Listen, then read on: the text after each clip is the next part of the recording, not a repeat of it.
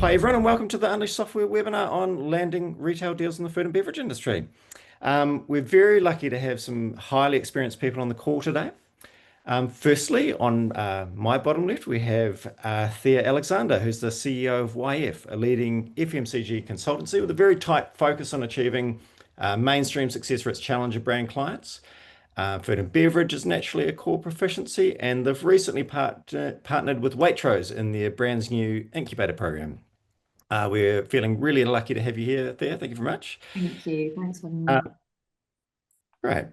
Next, we have Kathryn Bricken, who is the co-founder and CEO of the Doughlicious company, which started off selling American-style cookie dough products, then innovated with a frozen snacking product that is stocked in, and I am going to list them all, I'm afraid.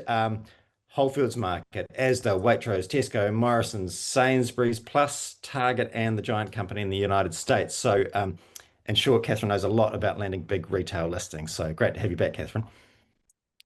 And Great. finally, we have Dan Pope, who, apart from being a food and bev sales rep in days gone by, is now host of a specialist food and beverage podcast called Hungry, which has frankly become a sort of knowledge bank for the industry. So if you don't know Hungry, you should absolutely go back through the show's previous episodes and do a mental download. It's a phenomenal resource for food and bev challenger brands. So welcome, Dan. Thanks again. Thanks for having me, mate.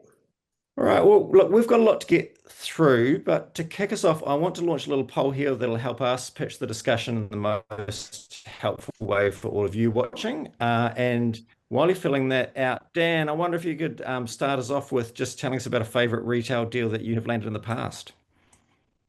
Yeah, no, absolutely. So I think my sort of wheelhouse is definitely less of the data, more of the sort of the storytelling, emotion, and persistence. And I think what I've learned through the podcast is once you kind of, sorry, this thing's just cropped up. One thing I've learned from the podcast from guests is like once you can get the story and the emotion locked in because you're a challenger brand, and then you add the data on top, and that's the sort of the language that buyers speak, then you're in a win-win situation because you've got this beautiful storytelling plus the data, which really clearly shows where the gaps are in the range, etc., and where you can sort of drive incrementality. I think in terms of stories from Manny Life, there were like, I mean, there was loads, but I think probably favorite or the weirdest one was we were trying to get into Dunn's, which is a retailer in Ireland. Yeah, and they're really interesting, the Irish, because the way they're not like, I think in the UK, kind of buyers hide behind email. Whereas they're property, they're Irish, they want to get on the phone, and they kind of, yeah, so you can make a phone call and you could be on the phone to the buyer for, within 2 minutes, and you'd basically say, no, not interested. So we were working with a wholesaler called Whole Foods Ireland, who's like a distributor.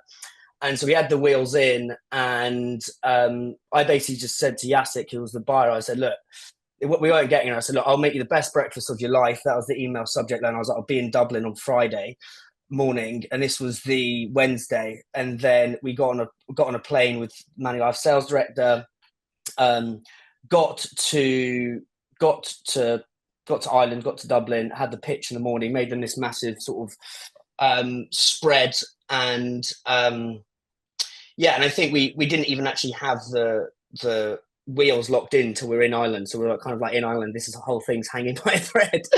And then yeah, we got the deal done. And I think my biggest lessons from there is like, if you can lead with emotion, lead with storytelling, like humans we're a storytelling being, right? Like mums and dads read stories to us.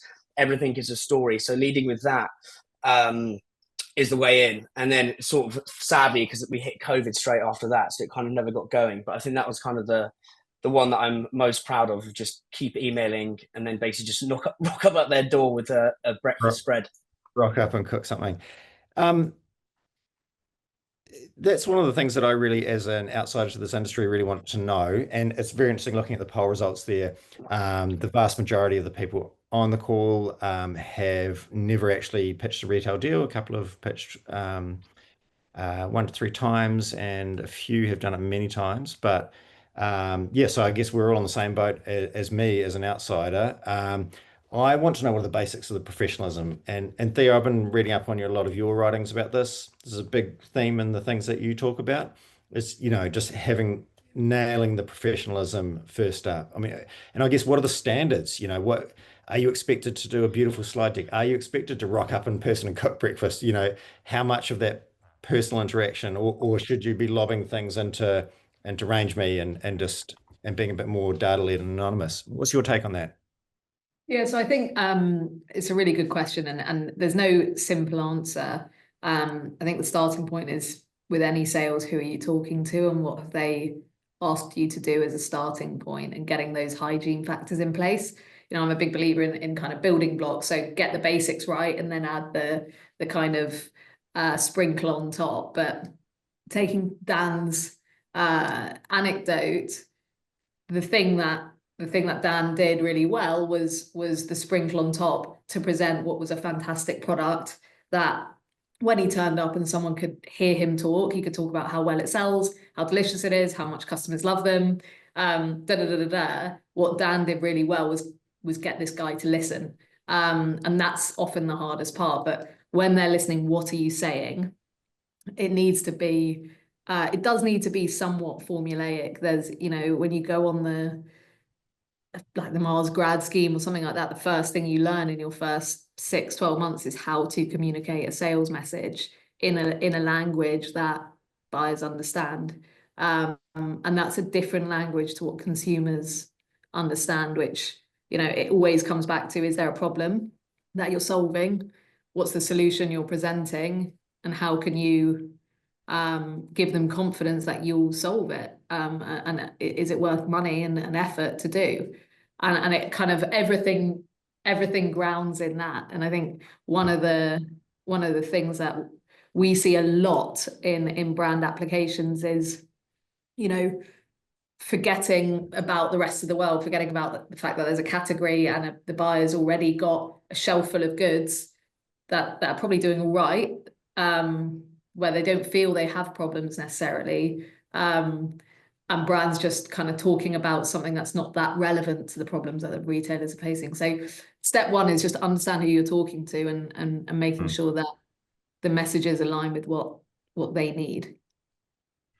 And I guess doing that due diligence and getting down the aisle and literally looking at every single Exactly. and the price that they're at. I've sort of lumped that in there with the kind of, is that part of the basics, is having a pricing proposition?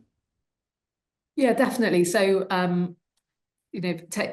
we probably see, we see hundreds and hundreds of Range Me applications, and the kind of biggest reasons for rejecting are retail readiness. So is the brand, have they got the basics in place to supply a retailer? And then pricing proposition, so way too expensive for our stores. And so there's always this starting point, and it's difficult for new brands, but what's an appropriate RRP for the category? If you went to the shelf, would it make sense to have something at £10 there? Or is that just too much of a stretch? And what's right for the category? And then you obviously have to marry that with what are your costs to buy the goods. But it's one of the biggest reasons brands get rejected. It's just the RRP doesn't make sense. Do you know, I've done literally the opposite thing. I was just thinking about this today. Back in a former life, launched a magazine, and we pitched it far too low. And so we needed to get a good subscriber story to tell our advertisers we want to get fast sales, but the margin wasn't there for the retailer. And could we get any decent shelf space? They just had far better margin titles that would earn them much more money, and it was obvious after we'd made the mistake. But yeah, that was I guess the other uncomfortable end of the equation. Yeah. In that, touching on the data aspect of things, Dan, that you mentioned, what kind of data do we need? And how good does your data have to be? Kathryn, you've obviously pitched into or had people pitch for you. I presume is it yourself pitching? I usually, if it's, I love to go to the pitches because nobody can tell the story like the founder. I just live and breathe Doughlicious. So I think I'm the most enthusiastic and can tell my story and why I created it and what makes it special and differentiates it from what else is out there. Yeah. And would you always expect to be pitching in person at some point of the process? I love to pitch in person. I mean, I've pitched in the US, not in person, but I do think that it's important for the founder to be there, especially if it's an important account. Then yeah, definitely. Yeah, nice. And what sort of data do you like to bring to the table? When you land a target, what do they want to know about? Yeah, well, we were really lucky. They found us. So we, but the hardest part, like it's like I think I've mentioned this previously, like it's not getting on shelf. It's making sure that you stay on shelf, which is where I think it's really difficult. And that's where you need to just continue to tell your story and why you should continue to be on shelf. And I think to keep and grow is sometimes harder than winning. Interesting. I don't know if anybody else feels that way, but it's hard. 100%. If you kind of if I think about what we're doing with clients when we're helping them to pitch, all we're doing is saying, take these other guys off. And if you imagine, take soft drinks, you have 80 soft drinks. If you're on shelf, 80 other soft drinks are vying to take your space and telling that buyer to take you off and put them on every day. So you need to create a really strong reason why that you deserve to stay there and someone else doesn't get subbed in for you. So yeah, and it's relentless. If you imagine everyone pitching, that pitch is all about getting you off the shelf and them on. Yeah, 100%. On the staying, keeping and growing, I think you said, Kathryn, which is an amazing point. But one of the things that's come up from the podcast, and actually Rebecca Oliver Mooney at the Co-op, literally, who's the head of bike at the Co-op, literally said this, which is too much distribution can actually be dangerous. So you may get like 1,000, 500, 600 stores, and you're like, oh my God, like quids in, we're off to the races. But actually, because you're in so many stores, you're measured on the average rate of sale. So the increased store numbers drive the average rate of sale down. And before you know it, you're looking at the boot because you're in too many stores, which kind of sounds like a crazy situation. I suppose, Thea, how do you navigate that with the brands that you're working with? Like, 'cause it sounds crazy to say to a buyer, like, give me less stores, but like at the same time, if you're a small brand with a team of 4, you can't get to 500, 600, 700, Tesco's Expresses as much. It's cost you an arm and leg and petrol, let alone, do you know what I mean? Yeah. Yeah, and the other thing about it is trying to communicate to our clients that it's, it always feels like bigger is better, So saying to a client, I know they're talking about 600 stores, but actually we would recommend you take these 200 because actually you'll perform better in them. You'll build the case study better, and actually case studies is everything. Case studies is the kind of currency in this market. You need to be able to show that you perform. Everything, it's all about that next negotiation, always thinking about what's the next conversation we're going to be having and how do we tee ourselves up today for that. So I've seen it so many times, Dan, and it becomes a kind of a real a huge amount of pressure for that founder to be under, because what they do is they put into the Excel 1,000 stores, rate of sale assumptions based on what they're doing in Whole Foods or something like that. Suddenly multiply like an amazing number. They tell their investors, and then it has to be real, and the new line goes in on the target sales, and it becomes this just a massive source of anxiety and pressure. And that's where you start losing money on accounts, because you feel you need to fuel that. You then start trying to fix that. So going to Tesco Extra Hull to fix the fact that it's not selling there, but it should never have gone there to start with, and it becomes that's when the account goes from making you money to giving you grey hairs. So yeah, starting with who's my customer and what's the right cohort of stores that I want to pitch for. Yeah. Build that data story. Yeah, I think it's important to go deep, not wide, because again, going wide comes with shelf fees, trade spend. I mean, it can kill you. And we've made that mistake. When you say wide, Kathryn, what do you mean by that? So more distribution, like more Right. stores. So, taking on more than you can chew. So you'd rather go deep in velocity. So keep your core, get it off the shelf, than constantly going into new stores. Yeah. Mm. Yeah, rate of Right. sale is the number Yeah. one metric. And performance on shelf is what matters more than number of shelves. Is there a case to be made for just going D2C on your own website to build that story? That's what Giles Brooke, he's done loads of brands. He was at Innocent. I think he sold. He was part of Vita Coco Bear. He's kind of like a FMCG guru. He was saying how Surreal, which is the protein cereal brand, they basically built a case study. The hardest thing with all this is data, and I think or getting access to data, which is usually prohibitively expensive. Now you've got stuff like, I think you've got Nielsen, IQ, and North Star who sort of democratized the price of it, so it's slightly easier. But what he was saying is they used all their D2C data to show exactly who the shopper was, or the shopper was, and where the consumers were, and they basically mapped that out on a map and then presented that to Sainsbury's. So they almost leveraged the data from the D2C to then open the door into Sainsbury's. But I think that Surreal are kind of, well, they're not an anomaly, but they are kind of they're sort of geniuses at that. So I don't know how easy it is kind of to do that all the time. Do you know what I mean? Yeah. Yeah. I mean, we can't do D2C. Frozen is just too hard. So we tried, and it was too costly. Yeah. Just Yeah, because I think it just depends on what the product is and what the proposition is and how well it lends itself.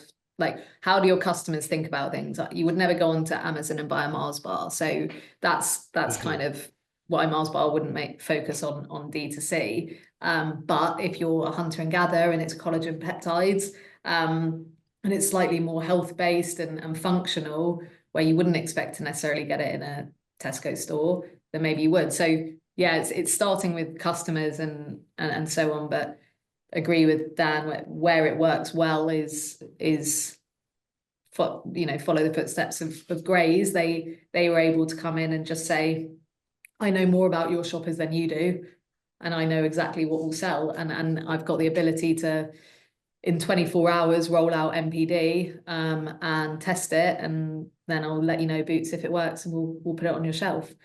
So that's where it can work incredibly well.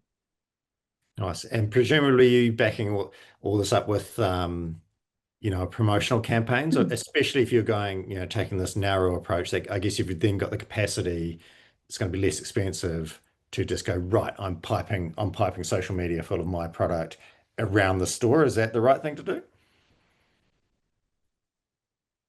Kathryn, do you what do you guys do on supporting in store?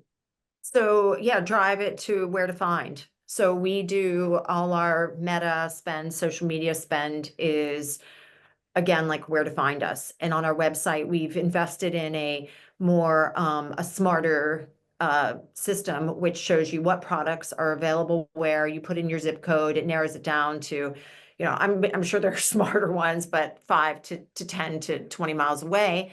So exactly, when I go to my Tesco in South Bank, I'm going to get these products. When I go to my Sainsbury's, I'm going to get these products. So again, the customer, it just makes it easier for them, because the worst thing you can do is have them drive to 10 miles out of the way and they can't get your products, or they go and they're like, all I found was this one. So again, just trying to make it easier for them, because everybody's so time poor. So anything we can do to make it easier and fun for them. What have you done about driving trial with it being frozen? Like, has that been a headache? Yeah. Has that been a...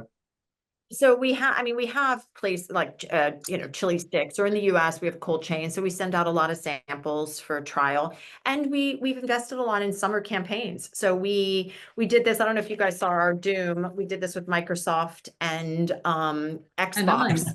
So we've just had, yeah, it was really fun. There's only, we're on TikTok Shop and we just launched last week 500 units. So when it's gone, it's gone. And we do that through a fulfillment center. And then we just have out sampling. So we've got a great team. And I think sampling is key with any product. So we invested in a small flow wrapper that'll take a single gelato bite ball, flow wrap it, and we can give away samples with the comfort of, allergens, ingredients, everything's on there. It's a lower cost way for us to do it, but just sampling galore. So we were out at Waterloo Station, and people are now, it's fun because people are starting to recognize us and be like, oh my gosh, you're delicious. You did this. So I mean, it's taken a while though, and it's really, really hard. And do you go through an agency to do that, or do you? We've gone through some agencies, but now we try to hire our own people just because I think they know the story and they feel the passion more than hiring. I mean, we do hire agencies when we need to, but they're expensive. So we try to keep our own teams and hire good interns and figure out the best people to tell our story. And is this an always on thing, or if you're conscious of needing good data or needing to pump up this new area, is it quite targeted to your activity? Yeah, definitely. But again, like the data, we're not getting that from our sampling. Unless we did like I think in the US, I don't know if they do it here. Do you guys know like Nielsen here? We're doing in the US where they can actually do panel polling. So once you're big enough, they can kind of set up a I guess it's like a panel group, and they can find out more about like, did you repeat purchase, which is good because I mean, we can see the sales data of like how many units are being sold, but I think again, it's going deep. So finding out that repurchasing intent and, is it in somebody's favorites? And we can get that from Ocado, but it's hard to get that from a lot of the other retailers. Nice. Yeah, that's kind of you get it in the Club Cardi type data. Yeah, the being able to that distinction between do we sell well, that's the till roll, what's going through the till, but then actually how are people behaving with my products? Are they loyal to them? What are they buying them with? All that kind of stuff is more Club Cardi style data. It's fascinating again, which is very expensive. I've just launched another poll just to see where people are at. We're a little slow uptake here, but jump in everybody if you'd like to let us know. Are you doing these sorts of sophisticated things that people on the call are talking about? Kind of looking down the middle road there. Data is such a minefield, but from what we see, and we get briefed by retailers on this is what I want the decks to say. This is what a good deck looks like. This is what a bad deck looks like. And I see a lot of the kind of the stuff on LinkedIn about data being really important and so on. But for new brands, all it is just showing that you sell and that you perform when on shelf, and you can get so hung up and spend so much money on trying to make a really data-led argument, but people tend they're not buying small brands because of only hardcore data, and especially with all these incubator and accelerator programs, they want you because you don't have a track record, and because they want to be first to market with something, and so I would just see it as slightly softer, which is there will need to be a slide in all of your decks saying, and we sell phenomenally, with something to show whether it could be a screenshot with redacted kind of names and stuff from a buyer saying, wow, fantastic launch, well done. Or it could be just you going to 10 of your corner shops that you're sold in, or your indies that you're sold in, and saying, how are you performing? How am I performing against the category? And them giving you some insight. Like, it doesn't need to be decks and decks of hard, great if you've got it. And if you've got access to Beat, for example, with Ocado, that it's super rich, and they give it away for it for some brands really cheap or even free. But it's not, I would not be kind of spending your life savings on data. You don't need it. Are you I saying also think the very buyers are powerful? like, then let the PepsiCo, let the Mars, let the Unilever say they've got 5 meetings a day. Let 4 of those big guys, you know, sort of stuff data down their mouth like foie gras, and you can be the one that adds the fun, the jazz, the creative ideas, and I think that's what. Again, the buyers that I've spoken to on the podcast, they're like, the reason we're picking the challenger brands is like, we want the creative marketing ideas. Like, how are you going to activate? Like, focus on, I think it's called reverse benchmarking. So it's like, what can we do as a challenger brand that a big corporate brand can never do? So like, I'm trying to think of an example who's done a really sort of amazing activation. I think everything that sort of Jubel are doing, so sort of that kind of hustle and the sort of the party vibe they're bringing, but ultimately it would be very hard for a kind of a very suited and booted corporate guy to go in, or girl I should say, and do that at a meeting, whereas your job is to play to your strengths, play to the fact that you are sort of rambunctious, you are sort of the crazy challenger, and let the other guys sort of do all the data stuff, because that's your role as a challenger brand. Yeah, exactly. And you do need the slide in that says you sell. You need to show that you sell somehow and give them confidence that it's not going to go on the shelf and just sit there. But and even better if you've got things to say, yeah, your shoppers are our shoppers, we got alignment and that kind of thing. That's obviously great. If you've got incrementality stats, fantastic. But yeah, I just wouldn't make. What is incrementality? Sorry, what is incrementality? Because I think it's the question that I think people, like everyone sort of who knows, but it's like kind of the dumb question that everyone needs to ask. Like, what would you say the definition of it is? So what isn't incrementality? Let's start with that. So imagine you've got a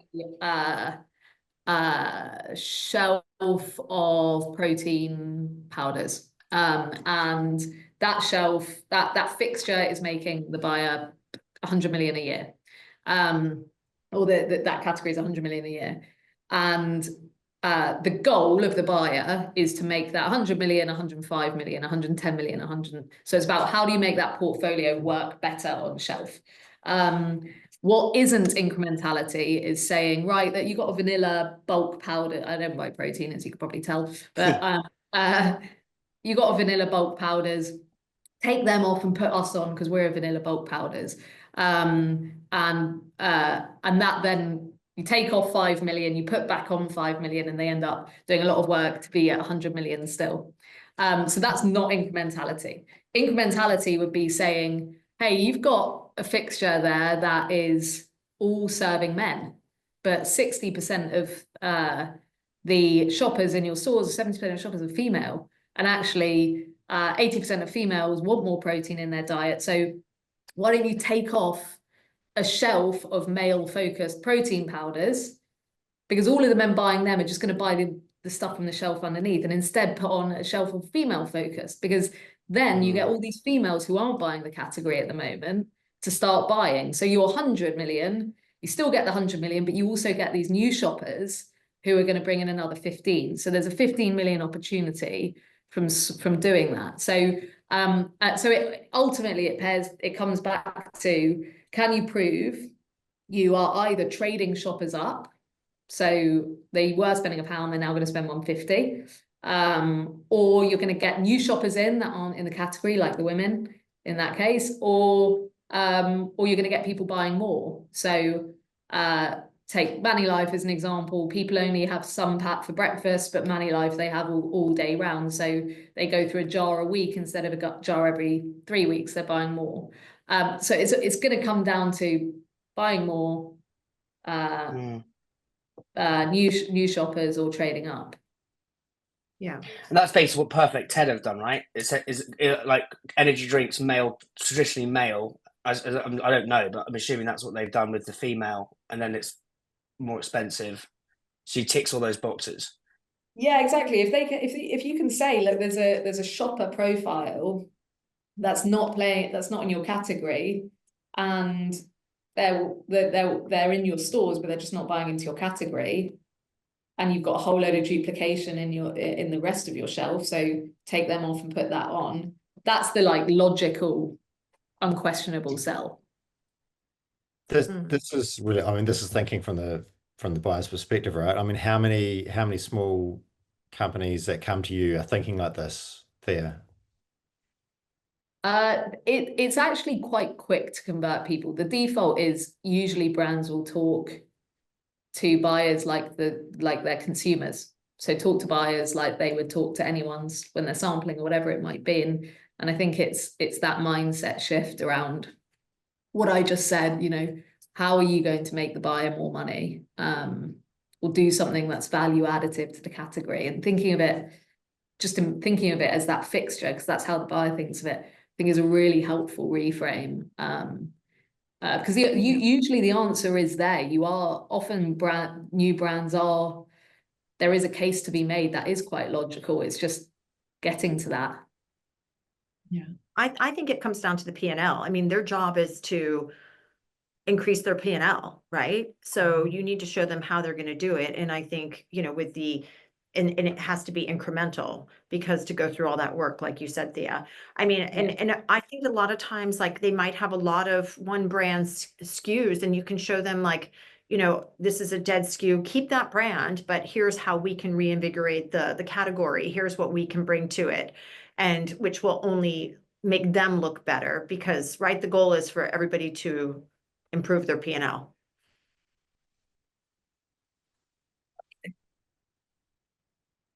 Well, should we? One thing I wanted to move on to, and probably the last thing we've got time for, is that retail ready side of things, the kind of ugly, boring back office supply chain readiness, which from reading a lot of what you've written there is, you know, critical. It's absolutely critical, right? I mean, Yeah, it's the number one reason brands don't get listed, and number one reason brands get rejected, and it's the number one reason brands get delisted. So it's pretty important. And what does that cover off? What's the minimum standard of what they need to cover off?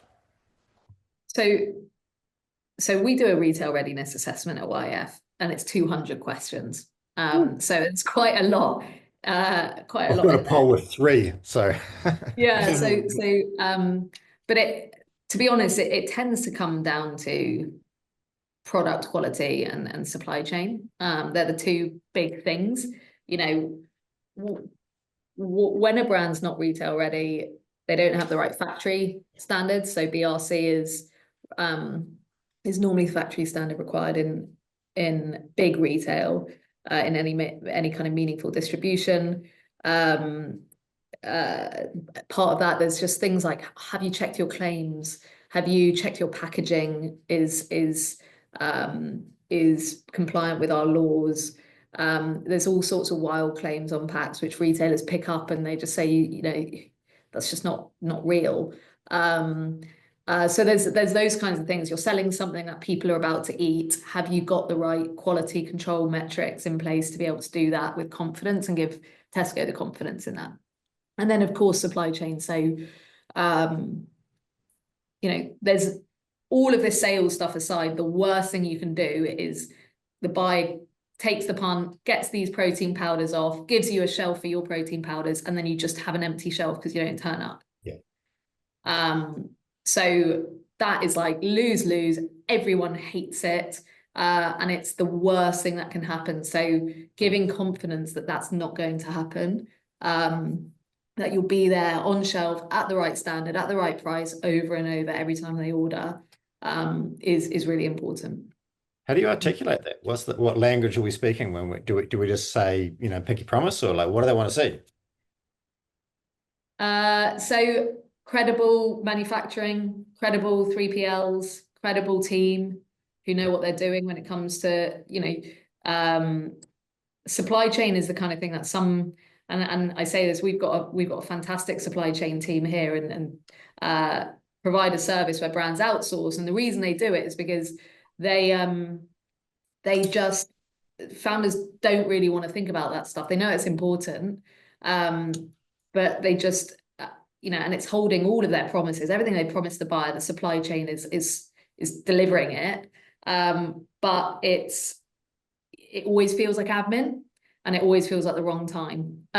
You want to be focused on sales and marketing and so on. So it's the buyers just want to know that you've got a good team that know what they're doing, that you take supply chain seriously, that you don't just see it as admin or processing orders or something. It's 60% of your P&L most of the time. It's the most commercial part of your business.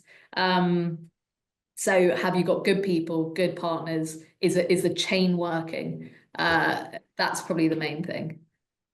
I think one thing that is really important that I love to tell you stories like how we failed and so how to help, but is have an onboarding meeting with your team, because you always assume every retailer is the same. Oh, we've got this, we can make the product, we can ship it, but everybody has different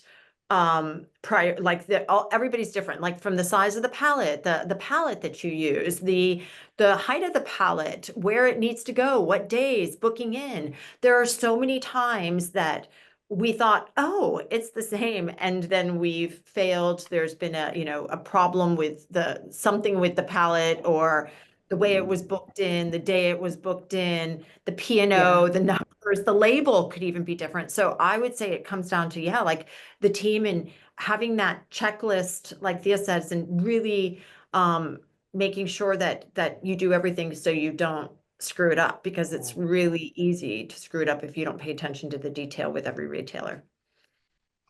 The other thing on that is the CEO of Waitrose, James Bailey's been on the podcast, and his one bit of wisdom was lack of availability, i.e. not being on shelf, is like scoring an own goal.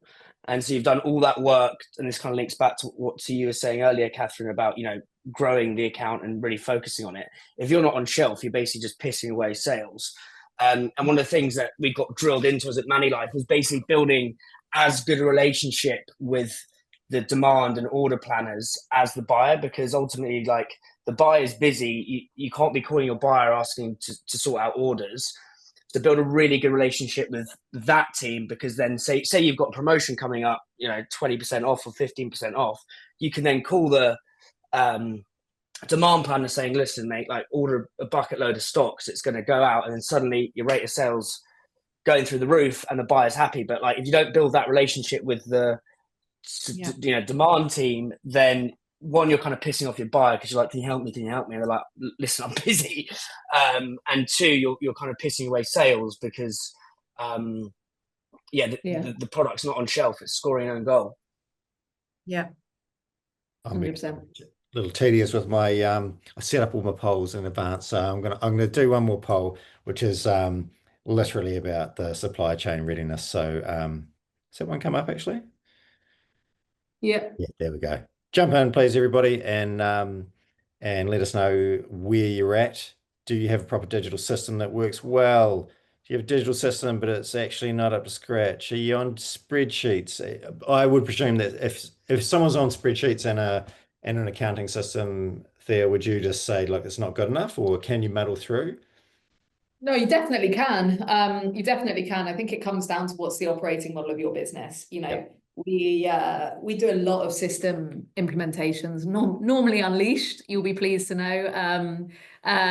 But in fact, we saw a client yesterday that we implemented unleashed a few years ago, and they've grown phenomenally. And she just said, life is so easy because we've grown and unleashed has just handled it. So that was nice to hear. But definitely you can use spreadsheets. If you're just buying finished goods, you're not dealing with all the, if it's a long life product, you're placing an order every month or 2 months, and they're buying all the raw materials, and you just need to track that inventory. You can overdo it with a system early days. I think it's all about understanding your operating model and when is the right time to implement a system. So yeah, there have been a number of clients that come to us and said, do we need a system? We've said, not quite yet, give it another year. So it's very easy to just kind of over engineer at the very beginning of your life. Yeah. Looking at the registrants, the people on the call, I think there's a lot of young and new brands. So yeah, whereas Kathryn, I mean, you run your own factories, and Yep. I presume you integrate. You've got supply chain. Sorry, you've got cold chain. Even though, No, we use 3PLs here. So we yeah, use Peter Green and PML, and then in the US we use different ones there. But I agree, like it's really important to have a star team and have people that understand like so have a good, a planner, logistics, warehouse team, because it all depends on them and knowing where the inventory is, how it's going to move. And Peter Green is our 3PL, so, and everything needs to go through them. So we have to put a lot of confidence in them that they're going to, pick and pack if needed, or get the pallets where they need to go at the right time. So you've had a stressful few weeks then, Kathryn? Yeah, because of the hack. Yeah, it's been really bad, actually. I mean, everything from even like cookies we do for Whole Foods and store bakery, those weren't being delivered. It was really bad. Yeah. Yeah, My life has been hacked lately, like strange things. yeah. It feels like everyone's being hacked. Yeah, the M&S thing, that was crazy too. Co-op as well. Yeah. Oh, What happened to co-op? Similar things, some sort of system. I don't know what actually the detail of it, but they've had a systems issue. And so yeah, they've been completely overrun with that for the last. It kind of all happened over the same fortnight or something. It was suddenly everyone was being hacked. Yeah. Yeah. Well, team, I'm Crazy. conscious that we're coming up to 10. People have other meetings to go to, things to do. I think this has been amazingly useful and interesting. Do you all have a last tip for the people on the call who might be getting excited to prep for their very first retail pitch? Have you got a last piece of advice or a golden nugget to offer? I think stories plus data unlock doors. Nice. Probably, I would say, a strong presentation that's not too long. Keep it short but strong, because I think visuals will help only enhance the story. So show that who, what, why, where, and but don't overdo it, because they'll get bored. Yeah. Yeah, and then I guess just the final one is just make it look beautiful, make it look like your brand, so that the second it's up on screen, they can feel that you're serious about this and that your brand kind of takes over. So as you're telling the story, every visual should follow that through. Nice.